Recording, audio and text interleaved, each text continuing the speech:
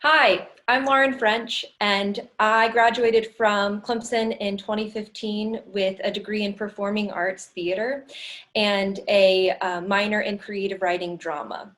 And after graduation, I moved to Raleigh to do an internship that didn't quite work out.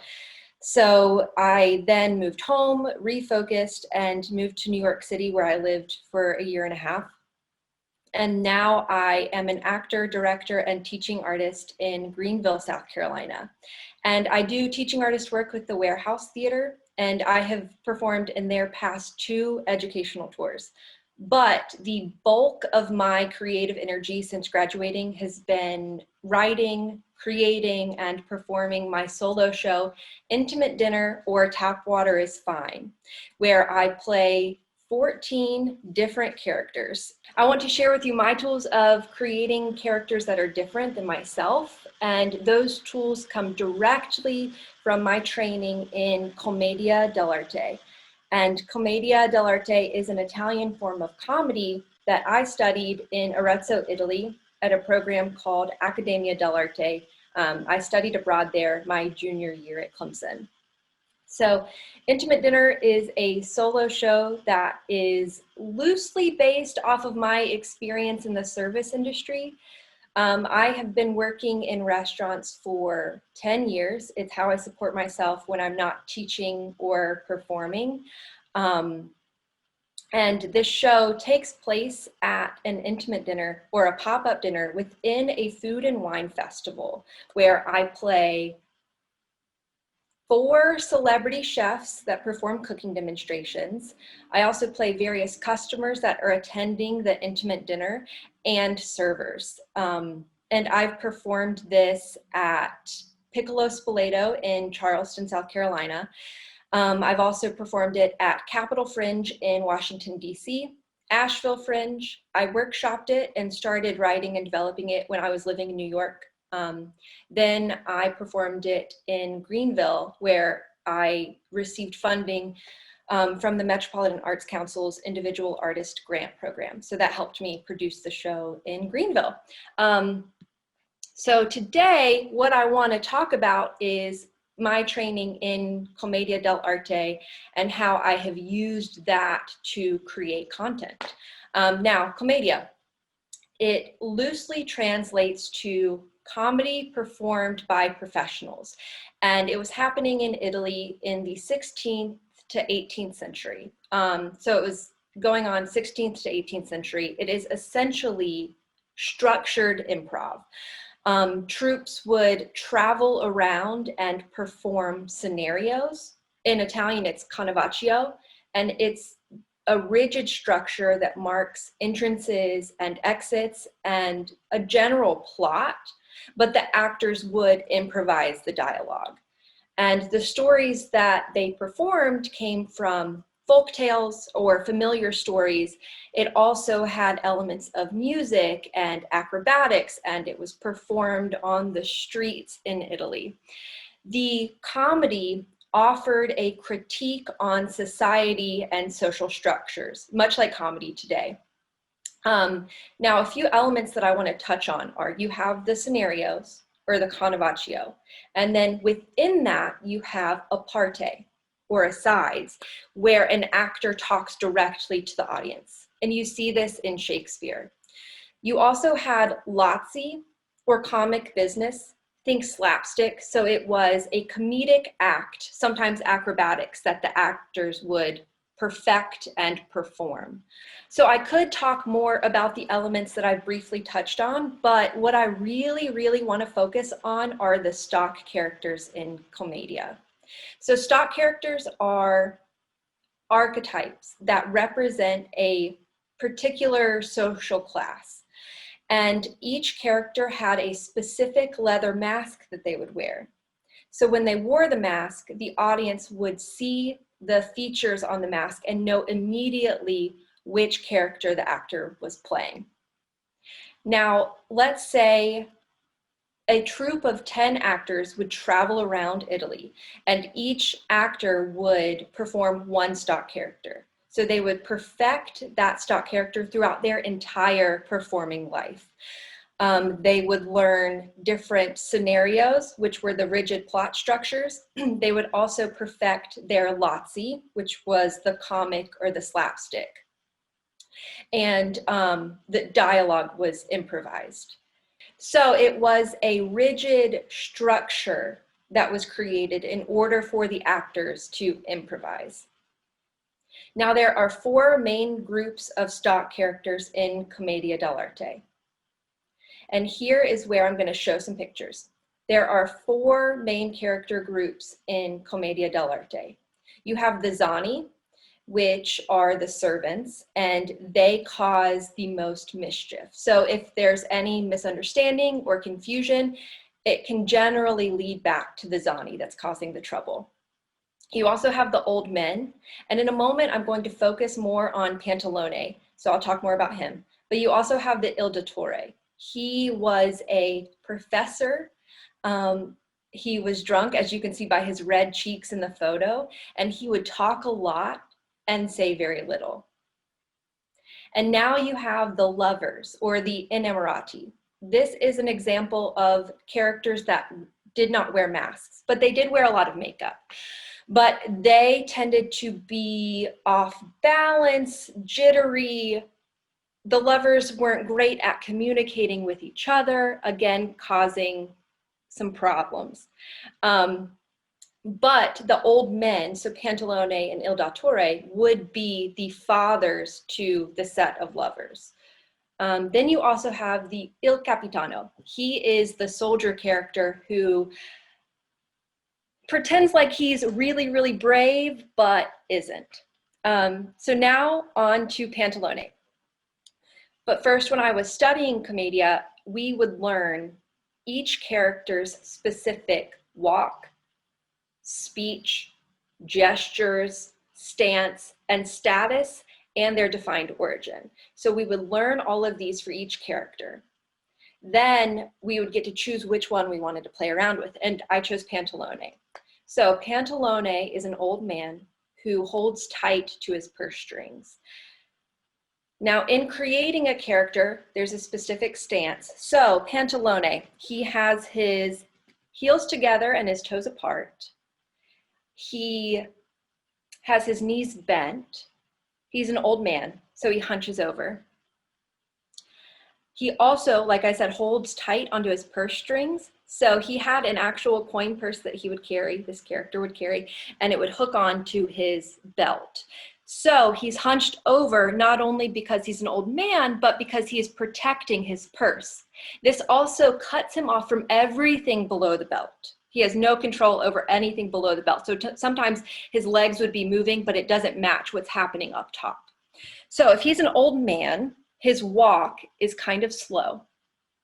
And sometimes he gets surprised and he falls flat on his back. Now, if I stand like this, the mask has to be seen by the audience, so I have to lift my head up a little bit. And then I'm also thinking about which part of my body leads this movement. If I'm playing Pantalone, I think about which body part is leading when I'm walking. And for him, it's his chin is up. Now, he also has a defined way of speaking. Again, if he's cut off from the lower half of his body, he can't use his lower register because a low voice comes from the belt, comes from deep within. So if he's cut off from that, the option for him to speak is going to be high and sort of squawky, like a chicken. So he might sound like, "I'm Pantalone." So the information that I've gathered from the way he stands, the way he holds himself, leads me to figuring out how his voice sounds. Now, if I were playing Pantalone for years and years and years, I would perfect the way he talks and also know each scenario that he performs in. Now, doing this kind of work requires specificity, which is what I have taken into my work. But before we move on from Commedia, I want to talk about mask making. So I said they all wear leather masks. When I was in Italy, I made this leather mask. I molded it from clay and then made a plaster mold and formed the leather around the plastic mold. This kind of looks like a pantalone mask, but not really. And I just want to touch on a couple of rules of playing in mask. First, if you can avoid it, you don't want to use paper masks. It looks artificial. You really, if you can get your hands on a leather mask and want to play around, I highly recommend it. Don't use paper. But a couple of rules about working in mask. One, you would never see me put this on. So if I'm going to put it on, my back would be away from you, or I would be off stage. Also, when working in mask, the mask always needs to be seen. It breaks the illusion if the mask turns its head too far sideways, too far up, or too far down. Also, it breaks the illusion if when you're wearing the mask, you touch it, because suddenly the audience realizes that this is artificial. Now, the reason I wanted to show you this mask and to talk about it is when I was working in mask, I put this on and suddenly I had the freedom to look silly without judgment. And this was revolutionary for me in my acting training. It took away my face. It also provided support, because when the audience was looking at me, they were seeing the mask, they weren't seeing me. So it really gave me the freedom to look silly. Also, it requires intentional movement. So if my face is taken away, I no longer can use my facial expressions or rely on my facial expressions. So I must use my body to communicate the story. Now I want to briefly touch on influences. Where have you seen Commedia? Where has it gone? So it traveled up into France, and Molière was heavily influenced by Commedia. He wrote a play called Scapan, the Schemer. You can also see it in Shakespeare. You have the lovers in Romeo and Juliet and in Much Ado About Nothing. You can also see the slapstick or the comic business in Charlie Chaplin, the Marx Brothers, Lucille Ball, even Mr. Burns in The Simpsons, Kramer and Seinfeld. So the influences are still seen today. Finally, I want to connect this all together. So when writing Intimate Dinner, I play 14 different characters. First, it started with 18, but as I have been performing it for 3 years, some characters got cut or were combined. Now, the Commedia training that I had provided me with tools to create distinct characters and characters that are different than myself. So here I'm going to show a few pictures of the characters I play. Here you have one celebrity chef, Sandra Lee, which we all know Sandra Lee. If you don't, she tends to get drunk on the Food Network or make insane cocktails. She's lively. Another character that I created is Oh Darling. Here's an image of her. And you have the lovers. In my play, they're called the cheating couple. Next, you have photos of Chin Lady and Chadwick, and those are the two characters that I'm going to focus on. So I'm going to show you how I created my character named Chin Lady.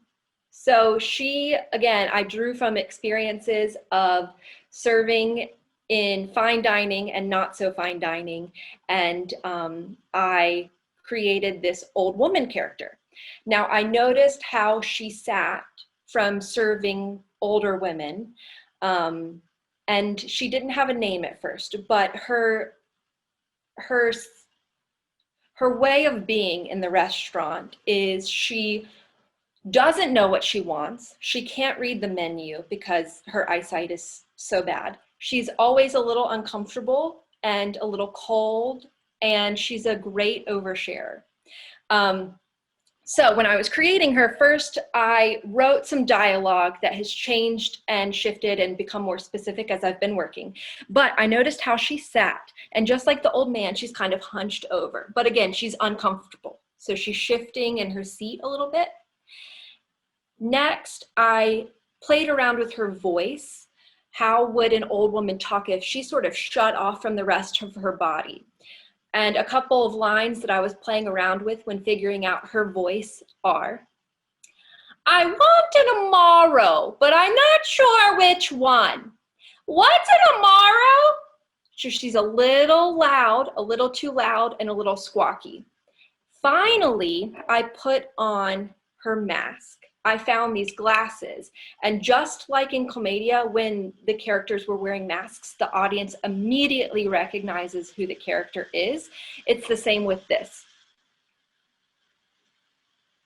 Now, once I put on the glasses, the mouth, everything about her sort of fell into place. And as I was working, it became more and more specific. And suddenly I found these hand gestures where she was living like this, sort of shut off from the rest of her body, but living like this. So the line is, I want an Amaro, but I'm not sure which one. What's an Amaro? So that is an example of how I created the old woman. Her name is Chin Lady because she, again, like Pantalone, leads from her chin. So she's very different than how I behave. Now, another character that is different than me. I created a character named Chadwick, who always travels with a posse, a group of people. Now, in the play, I knew that I wanted him to arrive late. Also, I wanted his voice to be heard before anyone sees him. So I worked on the voice first. If he's off stage, he has to be loud because he has to grab the audience attention. So when I was off stage, again, he's the kind of character that says a lot, wants to be heard by everyone, travels in a big group, and sort of wants to be noticed. So if he's walking in the restaurant, he wants to be heard. So his voice needs to be a bit booming, maybe. So I played around with, sup, bro? Hey, dude, hey. Or, sup, bros? Hey, dude, hey. Then I've sort of figured the walk, and he's bouncy. He is not cut off from his lower half at all. His center of gravity is very low, and he kind of bounces in and takes up a lot of space. And he walks in, he knows his seat is going to be saved for him, and he sort of plops down.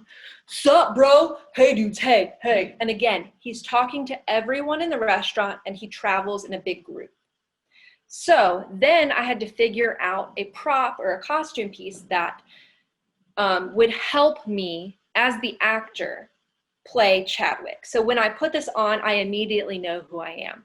So I played around with how do I wear his hat, and I figured that this is the best way. It's also easy for on and off because, again, I play 14 different characters and I switch characters really quickly, so I have to be able to remove the costume pieces quickly.